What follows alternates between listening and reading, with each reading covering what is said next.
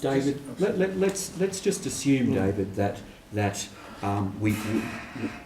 we accept the idea that the universe is mental as well as matter. Where does that get us? Are you persuaded by the idea that that opens a door onto God, or indeed, as we've touched on a few times, that it opens onto a mystical idea or potential for universal mind? Yeah. The idea that there is perhaps a shared... And the East has always known this. You see, this is what's so funny about this whole conversation, is what we in the West are now discovering, inverted commas, the East has known for thousands of years, Peter. Mm-hmm. And in other words, this is a fascinating thing again about our planetary moment of unitary consciousness, that the West is discovering its repressed Eastern aspect.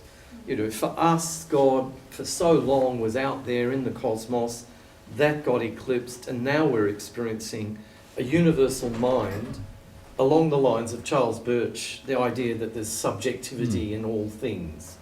And this is a very, very interesting moment. No wonder so many Christians today are abandoning Christianity and turning to the East. To Buddhism. You know, to Buddhism in particular, because Buddhism has been there for thousands of years before us, and they're not going through all the convolutions that we in the West, and my friends, many of my friends were brought up Catholics, they're now Buddhists because they say, oh no, we can't be bothered with Catholicism anymore. It's too difficult. I don't want to go into all that contortion. But I'm actually in it for the long haul. I personally want to see our Western religion go through this evolution. It's going to be painful and it's going to create a lot of strife.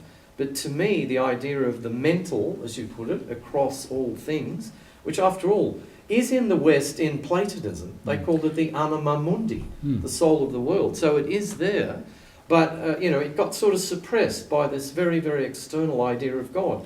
We need to develop that, and I think that you were suggesting earlier, does this get rid of the mystery?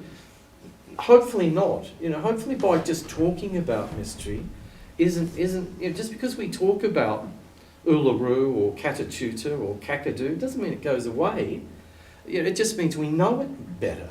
And I think that was Peter's disagreement with you, actually, was that just because scientists are talking about the numinous doesn't mean the numinous is suddenly being sort of explained away as a merely scientific I mean, to put hypothesis. my point more bluntly, doesn't science kill everything it touches? Doesn't it kill the mystery?